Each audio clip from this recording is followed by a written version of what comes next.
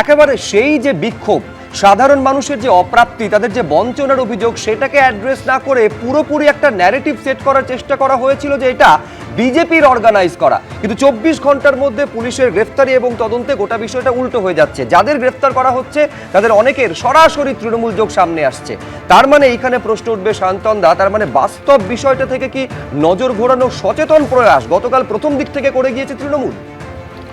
দেখুন, একটা তো সন্দেহ সবার আছে, সেটা হচ্ছে সোমবার অভিষেক ব্যানার্জিকে সিআইডি তলব করেছে এই সই জাল যে অভিযোগটা, এফআইআরটা হয়েছে। ভাবতে পারেন তৃণমূল কংগ্রেস কোথায় পৌঁছেছে, এখন বিধায়কদের সইও জাল করছে, সেটা চুরি করছে, সেটা নিয়ে সোমবার দিন সিআইডি তলব করেছে। তার হাত থেকে বাঁচার জন্য এটা একটা নাটক হতে পারে, আমরা বলতে পারবো না, অনেকে বলছেন। দ্বিতীয় যেটা চিন্তার কথা সেটা হচ্ছে একটা জনরোষ তো আছে তৃণমূলের বিরুদ্ধে, ব্যাপক জনরোষ আছে। এই জনরোষটার স্বতঃস্ফূর্ত বহিঃপ্রকাশও আমরা দেখেছি। আর এর সঙ্গে যেটা যুক্ত হয়েছে, এলাকায় কিছু সমাজ বিরোধী যারা তৃণমূল কংগ্রেসের সঙ্গে যুক্ত ছিলেন বা এখনও হয়তো আছেন, তারা তার একটা রাজনৈতিক মাইলেজ বলুন, ব্যক্তিগত স্বার্থ বলুন, তাতে ঢুকে পড়েছেন এই গণ্ডগোলটাতে। এবার পুলিশি তদন্ত এগুলো সব বেরোচ্ছে এক এক করে, কোনটা ঠিক, পুরোটা নাটক, পুরো জনরোষ, না সঙ্গে তৃণমূলের কিছু সমাজ বিরোধী তারাও এর সঙ্গে যুক্ত ছিল, এটাও দেখা। এটা পুলিশ যত তদন্তটা এগিয়ে নিয়ে যাবে তত বোঝা যাবে।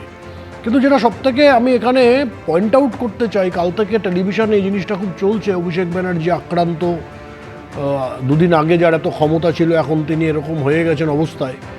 বিজেপির সর্বভারতীয় সভাপতি জগৎপ্রকাশ নাড্ডাকে আজ থেকে 5 বছর আগে ওখানে পাথর ছোড়া হয়েছিল, গাড়ির কাজ ভেঙে দেওয়া হয়েছিল। আমাদের বর্তমান রাজ্য সভাপতি শ্রী শ্রমিক ভট্টাচার্যকে শুধু মারধর নয়, হাতের ঘড়ি পর্যন্ত ছিনতাই করে নিয়ে গেছিল। তৎকালীন বিরোধী দলনেতা শ্রী শুভেন্দু অধিকারীর ওপর তো কতশোবার হামলা হয়েছে, আক্রমণ হয়েছে, কোনো এখন বোধহয় এর কোনো ডেটাও পাওয়া যাবে না, এত সংখ্যা হয়ে গেছে। রাজ্য সভাপতি ছিলেন দিলীপ ঘোষ বা রাহুল সিনহা, তাদের উপরে ক্রমাগত আক্রমণ হয়েছে, এমনকি আমার উপরে অনেকবার আক্রমণ হয়েছে। পুলিশকে কোথাও সক্রিয় ভূমিকা দেখেছেন? পুলিশ পরের দিন গ্রেপ্তার করতে বেরিয়েছে, পুলিশ অ্যারেস্ট করেছে, পুলিশ তদন্ত করেছে। কিন্তু অভিষেক বন্দ্যোপাধ্যায়ের উপর একটা হামলা হয়েছে, আজ থেকে পুলিশ বা গতকাল রাত থেকেই পুলিশ অতি সক্রিয় ভূমিকা গ্রহণ করেছে। কারণ আমাদের বিজেপি শাসিত রাজ্যে, শুভেন্দু অধিকারী মুখ্যমন্ত্রী শাসিত রাজ্যে এই ধরনের ঘটনা বরদাস্ত নয়। তিনি যে দলই করুন, এই ঘটনার সঙ্গে যারা যুক্ত আছেন তাদেরকে রেয়াত করা যাবে না। এটা পরিষ্কার ইনস্ট্রাকশন আছে পুলিশের কাছে, পুলিশ সেই কাজ করবে। কারণ আমরা সংস্কৃতির পরিবর্তন চাই, এই কালচার পশ্চিমবঙ্গে মানা যায় না। সিপিএমের আমলে তৎকালীন বিরোধী নেত্রীর মাথা ফাটিয়ে দেওয়া হয়েছিল, বিভিন্ন সময় বিজেপির নেতা অন্য দলের নেতারা আক্রান্ত হয়েছেন, তখন বিজেপি নেতা শ্রী তপন শিকদার বারবার আক্রান্ত হতেন, পুলিশ ব্যবস্থা নিত না। আর তৃণমূলের সময় তো পুলিশ কিছু করতোই না, সর্বভারতীয় সভাপতি নাড্ডাজি আক্রান্ত হতেন, কোনো ব্যবস্থা নেই পুলিশের। কিন্তু এই যে ফান্ডামেন্টাল ডিফারেন্স শাসন ব্যবস্থায়, এইটা কিন্তু সকলকে আমি বলতে চাই, এটা একটা প্রমাণ যে বিজেপি সরকার কাজ করতে চায় এবং পশ্চিমবঙ্গে আইনের শাসন আমরা চালু করতে চাই, শাসকের আইন নয়, আইনের শাসন চালু করতে চাই। এখানে ভয় চলবে না, এখানে ভরসা চলবে। তার জন্য ভরসা আসার জন্যই এত সক্রিয়ভাবে পুলিশে ভূমিকা গ্রহণ করেছে। কিন্তু আমি প্রথম যে কথা বললাম, এখনও আমার সন্দেহ আছে কেন এই ঘটনা ঘটলো। দ্বিতীয় হচ্ছে, হতেই পারে জনরোষ, কারণ তৃণমূল এত চুরি ছেঁচড়ামি অত্যাচার করেছে, ব্যাপক জনরোষ মানুষের মধ্যে আছে, এতদিন সুযোগ পায়নি, এখন তারা হাতের সুখ করে নিচ্ছে।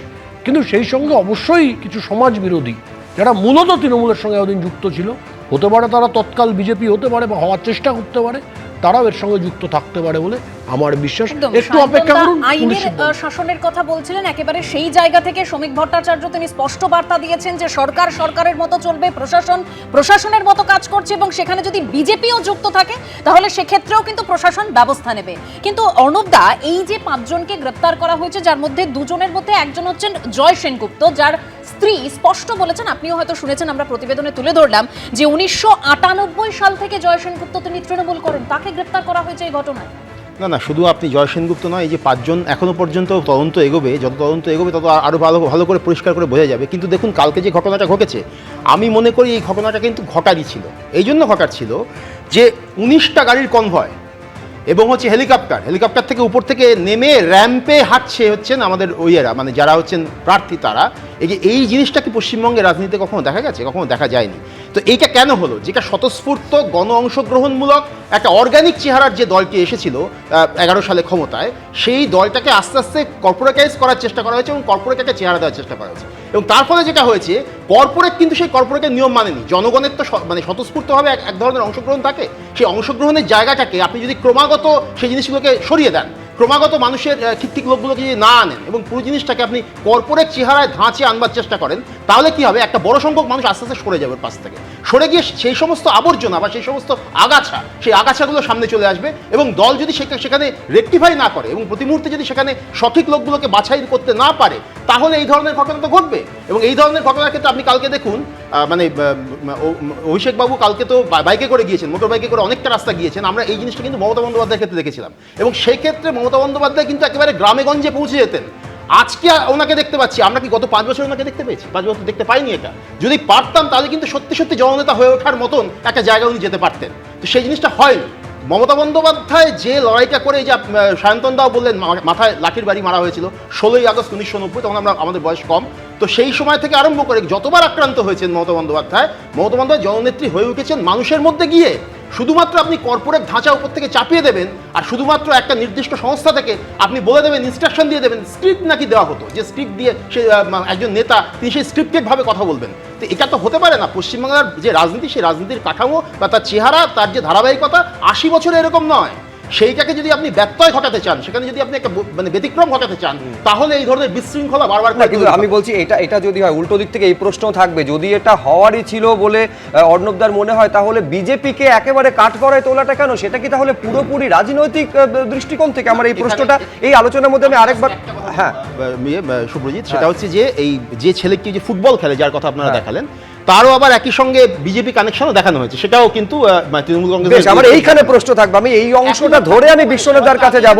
আমি বলছি, এই ঘটনার পেছনে যদি বিজেপি তৃণমূলের অভিযোগের মতো যদি হয়েও থাকে, আপনি বলুন বিশ্বনাথদা, এই যে 5 জনকে পুলিশ গ্রেফতার করেছে, সেটা পুলিশের নিজের করা মামলার ভিত্তিতে, মানে পুলিশ স্বতঃপ্রণোদিত মামলা করেছে, তার ভিত্তিতে এই গ্রেফতারি হয়েছে। তৃণমূল সোশ্যাল মিডিয়ায় একেবারে ঝড় তুলে দিচ্ছে এই ঘটনায় তৃণমূল বা বিজেপি কিভাবে অভিযুক্ত সেটা প্রমাণের জন্য।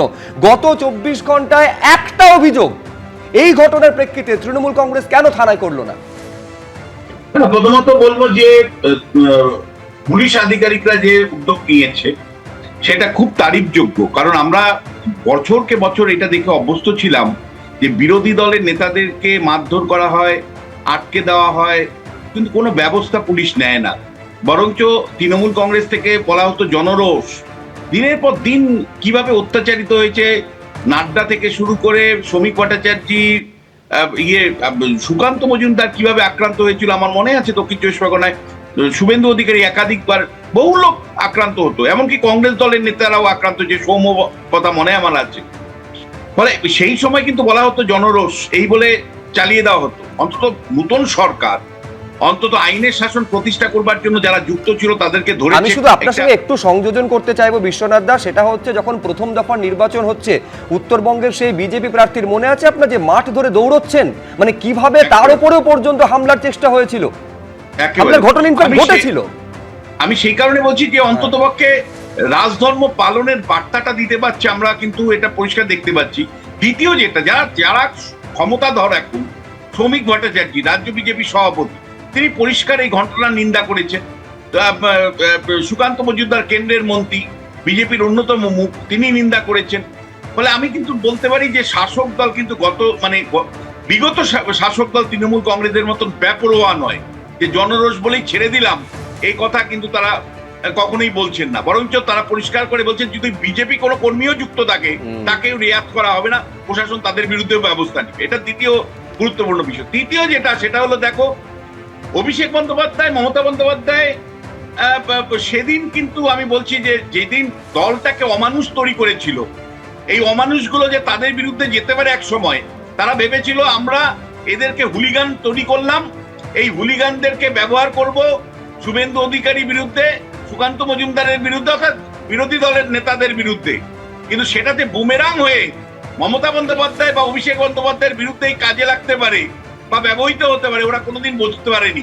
তাই গতকাল যাদেরকে যে লুম্পেন ক্লাস্টার তৈরি করেছিল মমতা বন্দ্যোপাধ্যায়, অভিষেক বন্দ্যোপাধ্যায়, সেই লুম্পেন ক্লাসটাই কার্যত এই ধরনের উদ্যোগ নিয়েছিল। এবিপি আনন্দ, এগিয়ে থাকে, এগিয়ে রাখে।